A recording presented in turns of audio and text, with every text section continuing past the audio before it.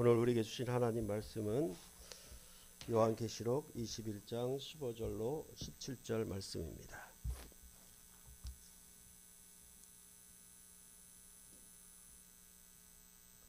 요한계시록 21장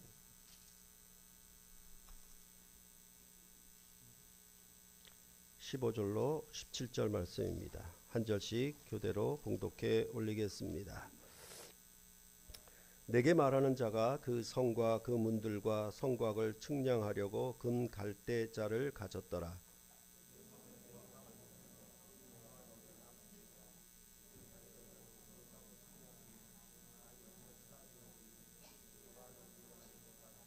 함께 읽겠습니다. 그 성곽을 측량함에 144 규빗이니 사람의 측량 곧 천사의 측량이라. 아멘.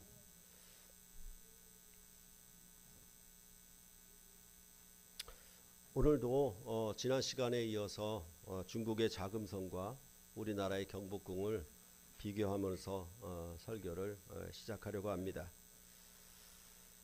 중국과 우리나라가 수교하기 전까지는 자금성과 경복궁에 대한 루머가 퍼져 있었다라고 합니다. 자금성에 비하여 경복궁은 비교도 안 될 정도로 초라하여서 심하게는 자금성의 화장실만큼의 크기가 경복궁이라고 그렇게 말할 정도였다고 합니다. 이는 일제 식민지 시대에 조선 총독부 건물을 만든다면서 경복궁의 대다수 정각들을 허물어 버린 데다가 6.25 전쟁으로 인해서 문화재 발굴이 늦어짐으로 말미암아 이 경복궁의 크기가 아주 작게 보였던 탓이라고 합니다. 그러나 나중에 이제 경복궁을 복원하고 나니까 그리 작지 않았습니다. 규모나 구조에 있어서 약간의 차이는 있지만은 자금성의 면적은 약 72만 평방미터라고 하고 가로는 753m, 세로는 961m 정도의 크기라고 합니다. 경복궁의 면적은 약 44만 평방미터이고 가로는 550m, 세로는 800m에 이르는 규모라고 합니다. 이걸 따져보니까 경복궁이 자금성의 약 61%의 규모를 갖고 있다라고 합니다.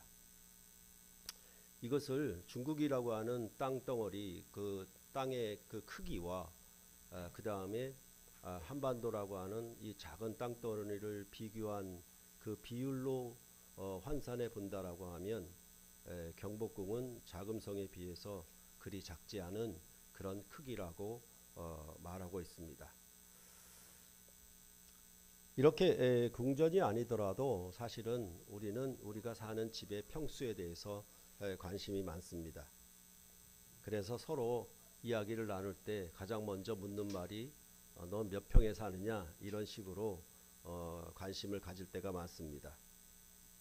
이렇게 평수에 관심을 갖는다라고 하는 것은 단순히 면적의 크기가 얼마냐는 것을 아는 그런 지식에 관한 문제가 아니라 그 평수가 넓다라고 하는 얘기는 그만큼 부자가 된다는 의미를 갖고 있기 때문에 그렇게 물어보는 것입니다. 저는 아직도 전도사로서 처음 개척할 때 방배동 지하의 교회를 떠올릴 적이 있습니다. 얼마 전에도 거길 다녀온 적이 있었는데 현재는 젊은이들이 사용하는 댄스 연습장으로 바뀌어 있었습니다. 그 이전까지는 교회로 계속 이어오고 있었는데 최근에 아마 이렇게 연습장으로 바뀐 것 같습니다. 그 당시 제가 기억하기로는 그 면적이 약 30여 평 정도 되었고 그 예배당과 사택이 칸막이로 이렇게 분리되어 있는 것이죠. 이렇게 예배당이 있으면 여기 칸막이 있고 저기는 이제 사택이다, 이렇게 보시면은 맞는 그런 구조였습니다. 그리고 그것은 완전 지하여서 아침에 해가 떴는지 모를 정도로 거의 빛이 들어오지 않는 곳이었습니다. 이렇게만 얘기하더라도 우리는 우리가 살고 있는 여러 가지 장소나 집 이런 것에 대해서 설명을 붙이면 그 설명을 따라서 우리가 그 의미가 무엇인지에 대하여 대충 감이 오듯이 이렇게 이해를 합니다. 이런 것들이 바로 측량에 관한 모든 우리의 기본적인 사고라고 볼 수가 있겠지요. 그럴 때에 이러한 면적이나 크기 또한 어느 위치 또 어느 환경 이렇게 사느냐에 따라서 항상 여러 가지 의미를 부여하는 것은 우리가 지금도 계속하고 있는 그런 모습들입니다. 바로 오늘 본문 설교 본문인 21장 15절로부터 17절도 이렇게 하늘에서 내려오는 거룩한 성 예루살렘을 측량하는 내용이 핵심입니다. 그러면 성경에서는 도대체 이것을 어떤 의미로 측량을 하는 것일까? 그거에 대해서 생각을 해볼 필요가 있습니다. 구약 성경에서 측량은 두 가지 의미를 가집니다. 하나는 보호한다는 의미이고 그 다음에 심판한다는 의미를 갖고 있습니다. 이 두 가지 의미를 동시에 나타내는 측량이 우리가 요한계시록 11장 1절로부터 2절에서 보았던 적이 있습니다. 거기 한번 보도록 하겠습니다. 11장 1절과 2절입니다.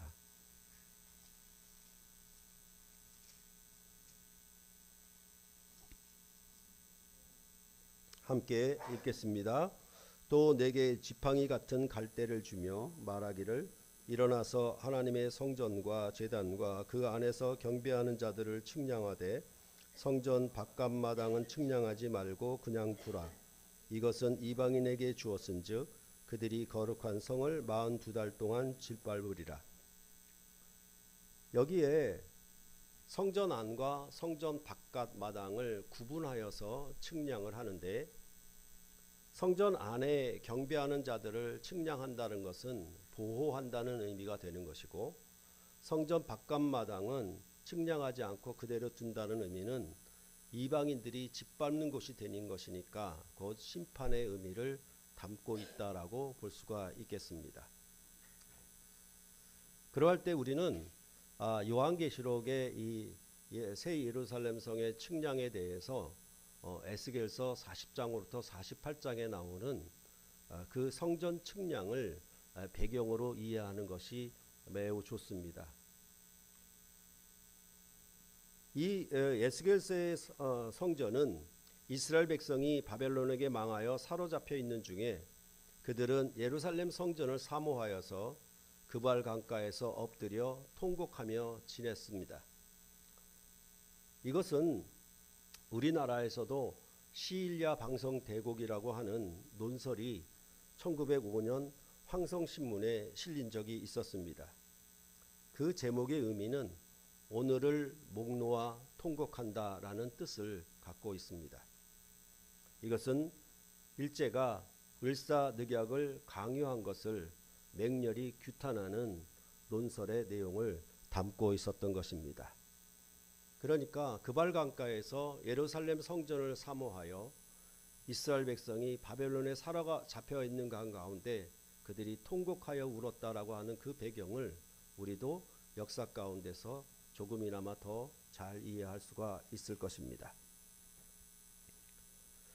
이렇게 이스라엘 자손들이 통곡하고 있을 때 하나님은 에스겔에게 환상 중에 이스라엘 땅으로 그를 이끌어가면서 하나님의 성전을 보이고 측량하게 했습니다. 그래서 에스겔서 40장 3절에 보면 나를 데리시고 거기에 이르시니 모양이 녹같이 빛난 사람 하나가 손에 삼줄과 측량하는 장대를 가지고 문에 섰더니 라고 하면서 성전의 바깥뜰로부터 시작해서 지성소에 이르기까지 측량을 하고 그 성전에 여호와의 영광이 가득히 충만하게 임했다라고 말을 하고 있습니다. 그러면서 이렇게 에스겔에게 환상 중에 보인 이 성전의 측량을 통해서 하나님은 에스겔에게 말씀하기를 이제 이전에 세운 옛 성전과는 다른 새로운 성전을 세울 것임을 말씀을 하셨던 것입니다. 그래서 에스겔서 43장 7절에 보면 그가 내게 이르시되 인자야 이는 내 보좌의 처소 내 발을 두는 처소 내가 이스라엘 족속 가운데 영원히 있을 곳이라. 이스라엘 족속 곧 그들과 그들의 왕들이 음행하며 그 죽은 왕들의 시체로 다시는 내 거룩한 이름을 더럽히지 아니하리라. 그래서 옛 성전은 여기에 말하는 이스라엘 족속 그들의 왕과 그들의 음행이로 말미암아 망했는데 이제 새로운 성전에는 그런 더러운 이름들이 함께하지 아니하는 성전으로 세우시겠다. 이런 의미를 이 에스겔에게 환상 중에 말씀을 하셨던 것입니다. 이처럼 측량은 하나님의 관점에서 그가 장차 그의 백성과 함께 거하신다라는 사실과 죄가 없을 것이라는 점 그리고 구속함을 받은 사람들의 안전을 위협하는 것들이 있지 않을 것을 보장하시겠다는 하나님의 칙령을 나타내고 있는 것입니다. 그러니까 이 측량하는 것과 칙령의 관계를 우리가 좀 이해를 해야 되는데요. 그냥 단순히 자를 가지고 길이와 높이 넓이를 잰다라는 그런 개념이 아닙니다. 이 측량한다는 의미는 칙령이라는 의미가 담겨져 있다는 것을 우리가 생각해 보아야 한다라는 것입니다. 그럴 때에 여러분 가운데서도 요즘은 각기 개인 책상이니까 학교에도 근데 저희가 학교에 다닐 때만 해도 초등학교에는 두 사람이 앉는 책상이 있었죠. 그러니까 여러분 책상을 두 개 붙인 것이 하나라고 생각하시면 되겠죠. 그때에 이 책상 하나를 두 명이서 그러니까 자기 짝과 함께 한 책상을 함께 쓸 때가 있었습니다. 그때 여러분들도 많이 그러셨으리라고 생각이 하는데 그 둘 중에 어느 누구 하나가 책상 가운데가 줄을 쫙 긋죠. 이렇게 그러면서 하는 말이 이 선을 절대로 넘지 마라 이렇게 얘기를 하고 있는 것이죠. 그러면 이렇게 선을 긋는 행위는 일종의 측량이죠. 그렇죠? 이런 측량인데 거기에 뭐가 담겨 있냐면 이 선을 넘어오지 마. 그럼 너 나한테 혼나. 이런 칙령이 담겨져 있는 거예요. 그러니까 측량한다라고 하는 것은 규모가 얼마냐라는 의미도 있겠지만은 이 측량한다라고 하는 것은 넘어오면 너 나한테 죽어 이런 뜻을 담고 있는 거예요. 그러니까 이런 측량의 의미를 여러분들이 잘 이해하시면은 오늘 본문의 전반적인 내용을 왜 이 측량을 하는 것인가에 대하여 잘 아실 수가 있을 것입니다. 이렇게 측량한다라고 하는 것은 또 다른 언어로 표현된다라고 하면 요한계시록 7장 3절과 4절에 말하는 바와 같이 이마에 인을 친다는 것과 마찬가지입니다. 이마에 인을 쳤다는 것은 내 소유다. 이 내 소유니까 누구든지 내 소유를 함부로 건드리지 마라는 보호의 뜻을 갖고 있는 것이죠. 그렇죠? 그러니까 인을 쳤다는 것과 줄을 그어서 측량했다는 의미는 서로 같은 의미가 된다라는 것입니다. 그래서 그 7장 3절과 4절에도 보면 우리가 우리 하나님의 종들의 이마에 인치기까지 땅이나 바다나 나무들을 해하지 말라 하더라. 내가 인침을 받은 자의 수를 들으니 이스라엘 자손의 각 지파 중에서 인침을 받은 자들이 14만 4천이니 이렇게 말하고 있는 것입니다. 그러니까 내가 이 인을 다 칠 때까지 재앙으로 심판하지 말고 기다리라는 거죠. 나무들이나 모든 걸 해하지 말고 기다리라는 거예요. 내 인을 치는 이 자들을 끝까지 내가 보호하고 내 소유로 만드는 인치기까지. 그러면서 그 숫자를 얘기하는 방식이나 지금 여기 새 예루살렘 성을 측량하는 방식이나 거의 같은 개념을 갖고 있다고 보시면 되겠습니다. 자, 그러면 오늘 본문을 15절로부터 보고 보면은 이렇게 말하고 있습니다. 내게 말하는 자가 그 성과 그 문들과 성곽을 측량하려고 금 갈대자를 가졌더라. 여기에 네게 말하는 자는 9절에 나오죠. 7 대접을 가지고 마지막 7 재앙을 담은 7 천사 중 하나가 나와서 네게 말하여 이르되 라고 한 그 천사를 가리키고 있습니다. 또한 요한계시록 11장 1절로부터 2절에서는 거기 보면은 지팡이 같은 갈대로 측량을 했거든요. 근데 여기서는 금갈대라고 그렇게 말을 합니다. 그러니까 여러분들도 그냥 뭡니까? 일반 나무젓가락 쓰는 거하고 금젓가락 쓰는 거하고는 의미가 달라지죠. 그렇죠? 그러니까 이 성을 측량하는 데 있어서도 그 자를 사용할 때 지팡이 같은 갈대라고 얘기했을 때는 뭔가 통치적인 개념이 있는 거죠. 그래서 아까 말씀드렸던 것처럼 성전 안과 성전 바깥마당을 보호와 심판의 의미로 통치한다는 의미로 지팡이 같은 갈대로 측량을 합니다. 그런데 여기서는 그런 지팡이 같은 갈대가 아니에요. 뭐냐 하면 금갈대라고 얘기를 하고 있습니다. 그러니까 아마도 최고의 영광의 성을 측량하는 그런 자인 것을 여기서 말씀을 하고 있다라는 것입니다. 그리고 말씀드렸던 것처럼 11장 1절과 2절에서는 성전 안과 성전 바깥에 대한 경계로 측량을 했는데 여기서는 그런 경계가 없어요. 경계에 대해서도 뭐냐 하면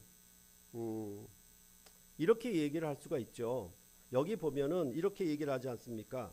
그 측량을 하였는데 보면은 어떤 얘기가 강조가 되고 있냐면 여러분들 보시다시피 16절에 보면은 그 성은 네모가 반듯하다라고 얘기를 하고 있고 그 다음에는 그 끝에 보면 길이와 너비와 높이가 같더라라고 이렇게 말을 하고 있어요.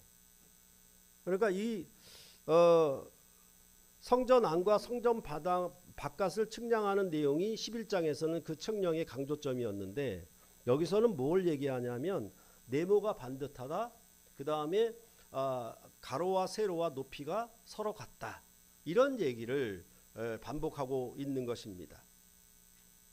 그러니까 이 성의 모습이 네모가 반듯하다라고 하는 것은 이것은 역시 에스겔서 45장 2절을 반영하고 있는 겁니다. 거기 보면은 그 중에서 성소에 속할 땅은 길이가 500척이고 너비가 500척이니 네모가 반듯하며 라고 말을 했어요. 그래서 이스라엘 백성에게 그발강가에서 에스겔을 통하여 보여준 그 성전의 모양이 그걸 측량했는데 뭐냐 하면 가로 세로가 같아요. 500척씩 서로 같은 거예요. 그러니까 정사각형의 모습이라고 할 수가 있습니다. 그런데 여기에서는 요한계시록의 이 성은 거기서 한 걸음 더 나아가서 뭐라고 얘기하냐면 이제 가로 세로만 재는 게 아니라 가로 세로와 높이를 재는 거예요. 그리고 그 높이가 그 길이와 높이가 전부 어떻게 되냐면 12,000 스타디온이라고 그렇게 말을 하고 있는 것입니다. 그러니까 새 예루살렘 성을 뭐라고 얘기하냐면 정방형이라고 그러죠. 정육면체, 주사위 같은 그런 모습으로 묘사를 하고 있는 거예요.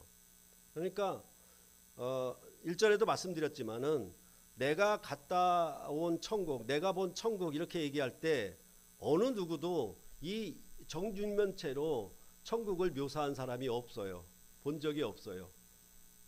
그냥 우리가 꿈꾸는 이상향에 대해서만 얘기했고 그것을 갖다가 본 것처럼 위장해서 아니면 헛된 것을 보고 얘기한 방식으로 그렇게 설명을 했지.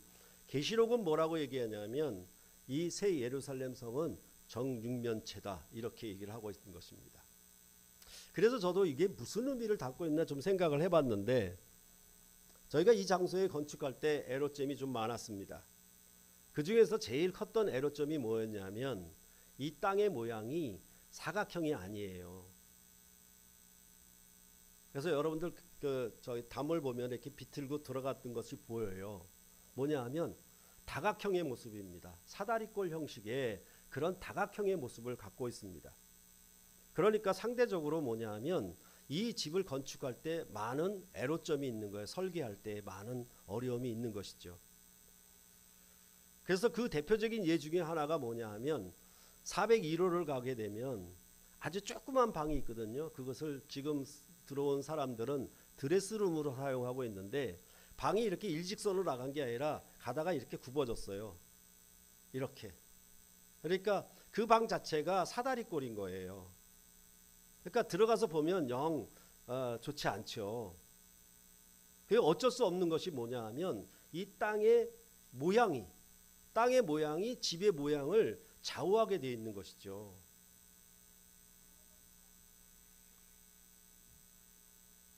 그런데 또한 누가 나한테 이 계시록을 빨리 가르쳐 줬으면 좋았는데 뭐냐면 저희 남현동 집을 보면은 직사각형이에요. 직사각형인데 뭐냐 하면 도로가 이렇게 있으면 도로를 따라서 직사각형은 괜찮아요. 근데 도로를 따라서 좁은 면적, 좁은 넓이가 이렇게 길게 들어가 있으면 그건 정말 안 좋은 땅이에요. 직사각형이라 하더라도.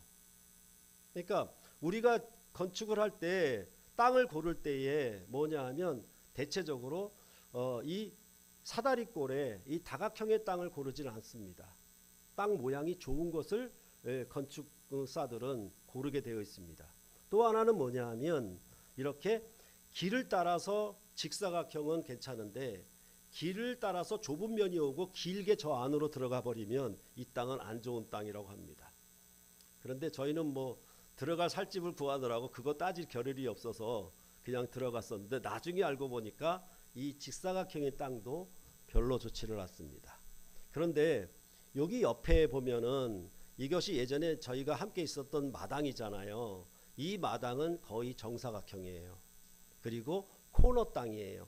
그러니까 건설업자들이 저 땅을 비싼 값을 주고 빨리 구입해서 건물을 올리게 되는 거고, 이 땅은 다각형이니까 건설사들이 달려들지 않습니다. 좀 낮은 값이죠.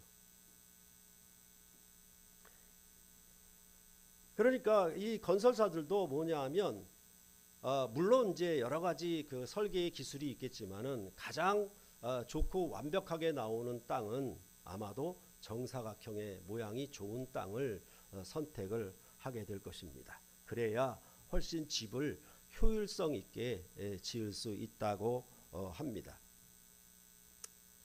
그렇게 본다라고 하면 이 땅의 집들은 어떻게 보면은 정사각형이 완전한 집이라고 할 수도 있겠어요. 땅의 모양이. 그런데 요한계시록은 이 네모가 반듯함을 넘어서 길이와 너비와 높이가 같은 정육면체다라고 말을 하고 있는 것입니다. 그러니까 에스겔의 성전은 네모가 반듯한 거의 정사각형의 500척 500척으로 가로 세로가 같은 그런 모습이었는데, 모양이었는데, 이제 이 예루살렘의 새 예루살렘 성전은 이제 가로 세로 높이가 같은 정육면체로 얘기를 하고 있고, 이렇게 가로 세로 높이와 같은 것은 어떤 것을 의미하는 건가를 생각해 본다라고 하면 그것은 열왕기상 6장 20절에 나오는 지성소의 모습이 바로 정육면체입니다.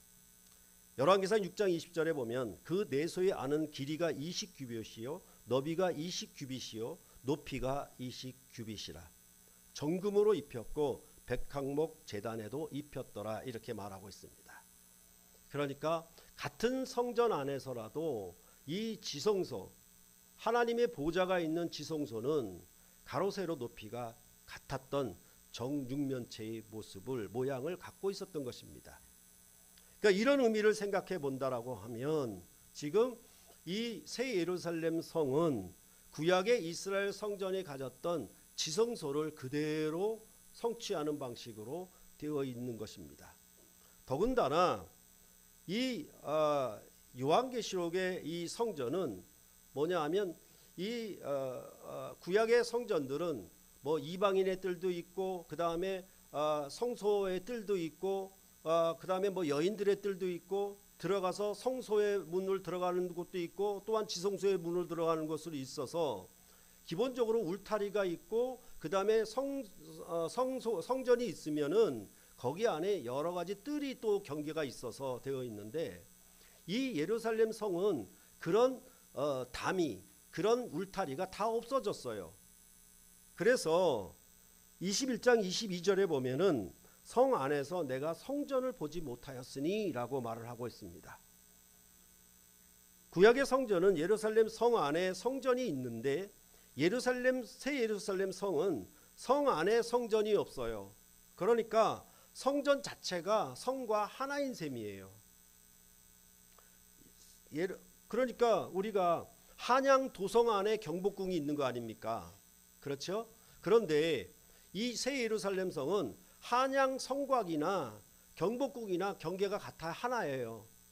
이 울타리를 지나서 궁을 들어가는 또 다른 구조가 없어요. 성과 성전이 하나 된 곳이라고 그렇게 말을 하고 있는 것입니다. 그래서 이런 부분들은 뭐냐 하면 요한계시록 21장 3절에서 말하듯이 하나님의 장막이 사람들과 함께 있음에 하나님이 그들과 함께 계시니라고 한 것처럼 하나님과 사람이 함께 거하는 완전한 성이 된 것이라고 그렇게 보고 있는 것입니다. 그러니까 한양 도성에 일반 백성이 사는 장소가 있고 그 다음에 왕이 사는 곳이 경복궁이 따로 있는 그런 구조들이었는데 보통 세상의 성들은 다 그렇지요. 그런데 이 새 예루살렘 성은 이 왕이 사는 곳과 백성이 사는 곳에 경계가 없어요. 그 성 안에 또 다른 궁전이 없다라는 겁니다. 그 말은 무슨 말인가 하면 이 성 자체가 하나님과 그 백성이 하나가 되는, 함께 사는, 더불어 사는 그런 공간임을 그렇게 여기서 말을 하고 있는 것입니다. 그 측량한 크기는 12,000 스타디온이라고 말을 합니다. 한 스타디온을 1스타디온을 183m 정도로 계산을 해본다면 12,000 스타디온은 2,000km에서 2,400km가 됩니다. 그러니까 어마어마한 크기죠. 이걸 비교해서 한양 도성의 총 길이는 약 18.6km에 불과하다고 합니다.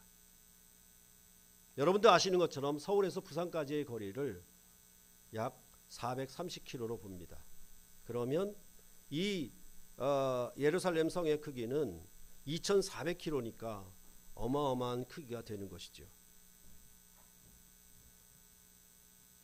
그런데 여기서 주목할 점은 우리가 자꾸 뭐냐 하면 그 크기, 그 규모에 대해서 관심을 갖는 것도 있겠지만은 여기서 요한계시록을 기록한 저자는 의도적으로 12,000 그 다음에 144 규빗이라고 하는, 하나는 스타디온이고 하나는 규빗으로 그 측량 단위를 다르게 해서 표시를 하는데 그 12,000과 144 이것을 일정하게 맞추었다라는 것입니다. 그러니까 이것을 혹시나 우리는 이 여기에 나오는 스타디온을 현재의 단위로 바꿔서 그게 2,400km다 이렇게 말할 필요가 없습니다. 왜냐하면 거기에는 12,000이라는 숫자와 144라고 하는 숫자가 요한계시록의 저자는 의도적으로 목적을 가지고 사용했기 때문에 그렇습니다. 이것에 대하여 17절에 말하기를 뭐라고 얘기하냐면 그 성곽을 측량함에 144 규빗이니 사람의 측량 곧 천사의 측량이다 이렇게 말을 하고 있습니다. 여러분도 아셨던 것처럼 요한계시록 7장 4절로부터 8절에 보면은 이마에 인침을 받은 자들의 숫자를 세는 것에 이 12,000이라는 숫자와 144라는 숫자가 다 등장을 합니다. 그래서 이스라엘 자손의 각 지파에서 12,000명씩 각 지파 12지파를 따라서 계수하니까 14만 4천이 되는 겁니다.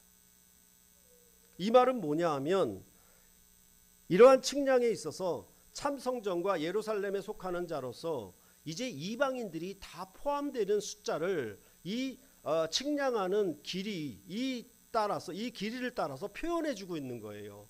그러니까 일부러 12,000 스타디온 또한 144 규빗이라고 말을 하고 있는 것은 이 새 예루살렘 성에 이제 이방인들이 전부 다 참여하는 그런 완전한 도성인 것을 그렇게 말하고, 그것은 바로 옛 출애굽의 성을 새 출애굽의 성으로 완성한다, 성취한다는 뜻을 담고 있는 것입니다. 그러니까 이것은 바로 하나님의 백성의 수가 완전 수가 된다는 것을 나타내고 있는데, 이것은 로마서 11장 25절에서 이방인의 충만한 수가 들어오기까지라고 표현한 것과 같습니다. 그래서 일부러 12,144 이런 단위를, 이런 숫자를 사용해서 표현을 하고 있다라고 하고, 그 다음에 이것이 평면의 사각형의 성전이 아니라 정육면체의 성과 성전이라고 그렇게 말을 하고 있는 것입니다. 이러한 측량에 대해서 17절은 사람의 측량 곧 천사의 측량이라고 말했습니다. 이 부분이 굉장히 어려운 부분입니다. 여기에 대하여 두 가지 해석이 있는데, 첫째는 단순히 천사가 사람이 사용하는 수치로 측량했다는 뜻이다.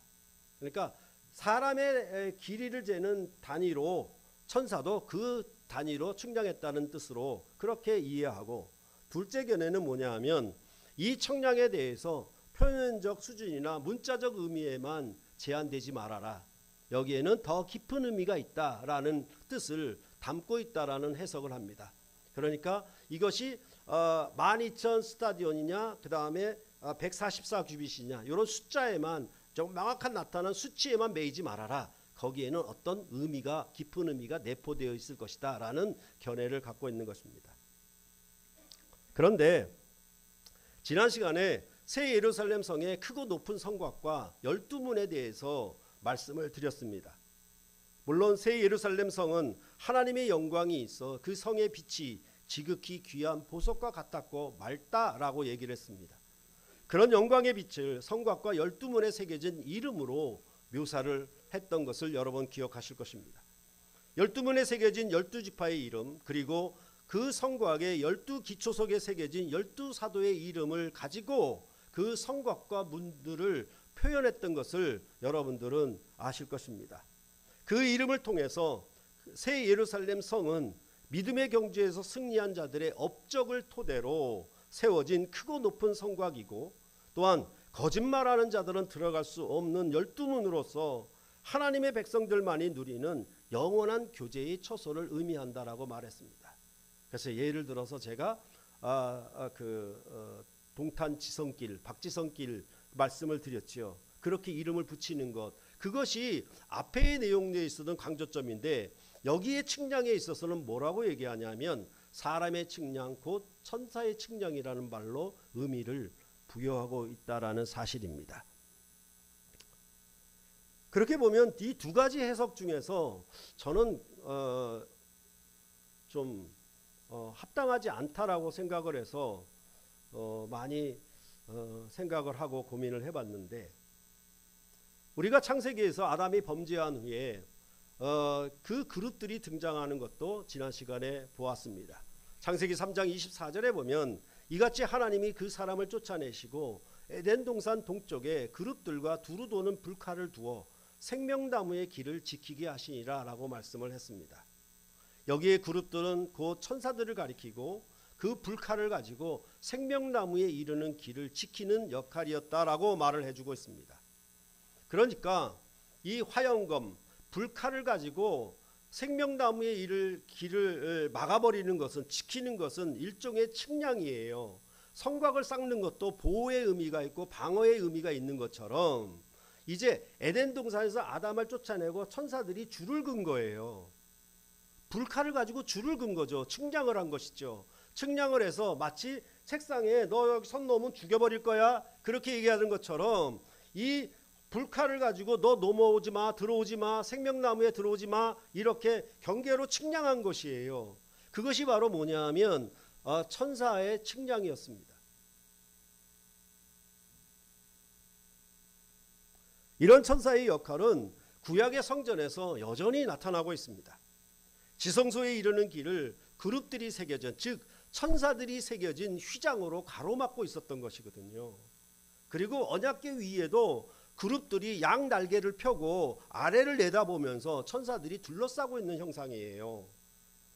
다시 말해서 그 지성소에 들어가는 일에 있어서 천사들이 불칼을 가지고 가로막고 있는 모습이 바로 성소에 지성소에 들어가는 길을 휘장으로 막고 있는 것과 마찬가지입니다.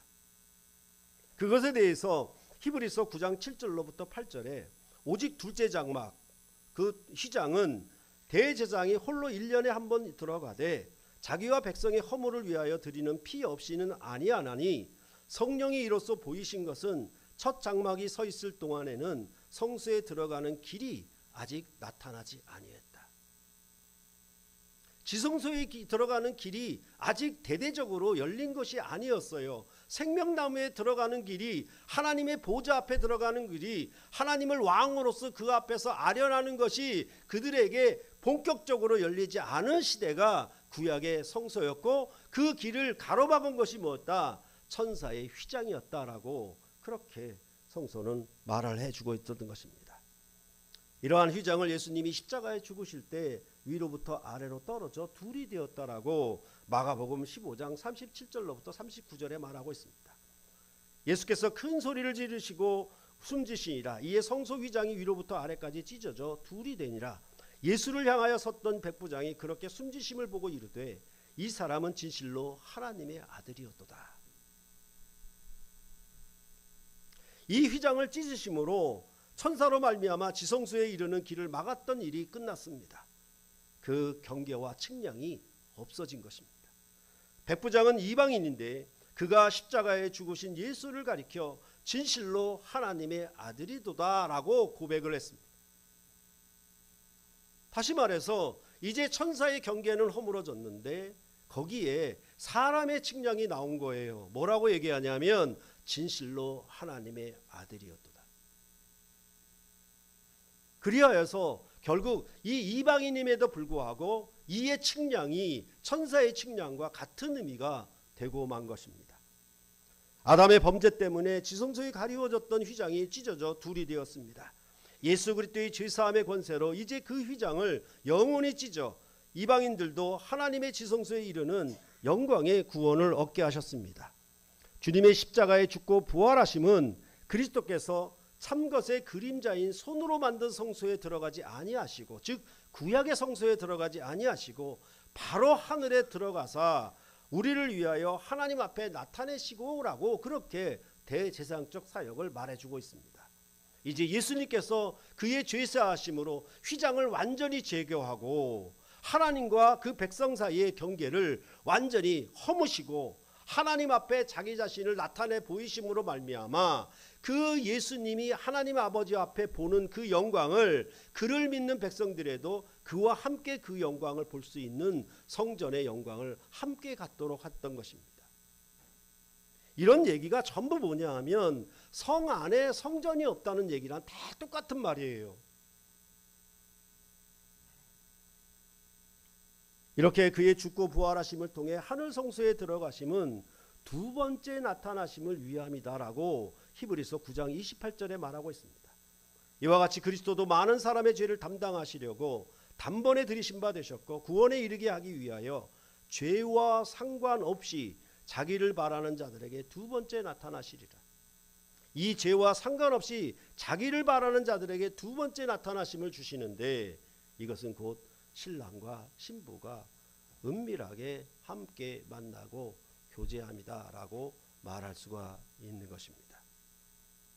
이것을 요한계시록 21장 26절로부터 27절에서는 이렇게 말을 하는 거예요. 사람들이 만국의 영광과 존귀를 가지고 그리로 들어가겠고 무엇이든지 속된 것이나 가증한 일 또는 거짓말하는 자는 결코 그리로 들어가지 못하되 오직 어린 양의 생명책에 기록된 자들만 들어가리라고 말하는 것입니다. 이 새 예루살렘 성과 그 성곽을 측량함으로 말미암아 누리는 그 신령한 교제를 이렇게 말하는 겁니다. 이것은 이렇게 얘기할 수가 있겠죠. 뭐냐 하면 신랑과 신부가 함께하는 그 방은 누가 측량을 하겠습니까? 누가 그것을 경계를 짓겠습니까? 그것은 신랑과 신부만이 지을 수 있는 거예요. 그런데 구약의 성소처럼 만약 일부 다체제로 신랑 신부 관계가 규정되었다라고 하면 신랑은 항상 뭐냐 하면 구약의 왕들처럼 조선시대의 왕들은 내시를 통해서 어떤 후궁이 들어올 건지 어떤 왕비가 들어올 것인지에 대해 전달하는 과정이 있어야 돼요. 그게 옛 성서의 모습이에요. 그런데 이제 새로운 성서는 그런 이 내시와 같은 천사와 같은 역할이 없어진 거예요. 1대1의 관계이기 때문에 신랑 신부가 온전히 교제하는 처소로 이 새 예루살렘 성을 측량하고 있는 겁니다. 그래서 그것을 가리켜 사람의 측량 곧 천사의 측량이라고 결론적으로 말을 하고 있는 것입니다.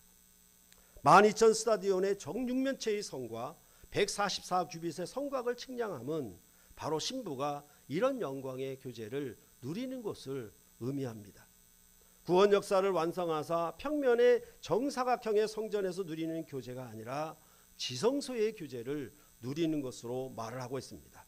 그 지성소의 교제는 예수 그리스도의 십자가의 죽으심으로 열렸으며 그 교제는 이제 하늘의 성소에서 나누는 교제이다 라고 말을 하고 있는 것이고, 거기에는 죄 때문에 분리와 차별이 일어나지 않는 144규빗으로 측량한 유대인과 이방인의 차별이 없이 거하는 하나님의 신령한 새 백성들이 신랑 되신 예수 그리스도와 함께 교제하는 죄와 상관없이 누리는 신랑과 신부의 온전한 교제의 성곽입니다. 우리의 가정도 신랑 신부가 함께하는 가정에 성곽이 있잖아요. 성이 있잖아요. 그 성곽을 그 성을 둘러싼 성곽이 무엇으로 그 두께로 가지고 설명할 것이냐라고 얘기한다면 둘 사이에 거짓이나 가증한 일이나 다른 남자를 수상 숭배하는 것이 들어오지 아니하는 온전한 사랑의 교제로 울타리가 되고 성곽이 되어야 그 과정이 신랑 신부가 온전한 사랑의 권제로 완전한 사랑의 교제를 이루는 방으로 그렇게 설정이 되는 것처럼 새 예루살렘 성과 성곽을 측량할 때에 이런 규모를 얘기하고 정육면체로 얘기하고 144규빗으로 얘기한다라고 하는 것은 뭐냐 하면 하나님의 집이, 하나님의 성이 이렇게 지성소의 교제, 하늘 성소의 교제를 이곳에서 누림인 것이고, 또한 이방인과 이두대인의 차별이 없는 분리가 일어나지 아니하는, 거짓말하게 되고 가증한 일이 되게 되면 부부 사이에 결별이 틈이 벌어지는 것처럼 그런 교제가 아니라 그것이 전혀 없는 온전한 교제의 성이 바로 새 예루살렘이고 이것이 신부다, 그리스도의 신부다라고 그렇게 이 요한계시록은 우리에게 말을 하고 있는 것입니다. 그곳에 하나님의 영광이 충만하게 임하는 것이라고, 가득히 임하는 것이라고 그렇게 설명을 하고 있는 것입니다. 이 말을 다른 말로 얘기하면 우리의 몸을 성령이 거하는 성전으로 삼았다는 말과 같습니다. 이 죄로 인하여 죽을 육신을 그리스도 안에서 우리 몸을 성별하게 하여 주셔서 이를 거룩하게 하심으로 말미암아 하나님의 성령이 우리 몸에 함께 거하는 성전으로 삼으셨다는 말과 같은 의미가 된다라고 하는 것입니다. 그럴 때 교회는 이방인임에도 불구하고 죄와 상관없이 교제하는 온전한 교제의 장소가 이루어지는 목표를 가지고 있는 것입니다.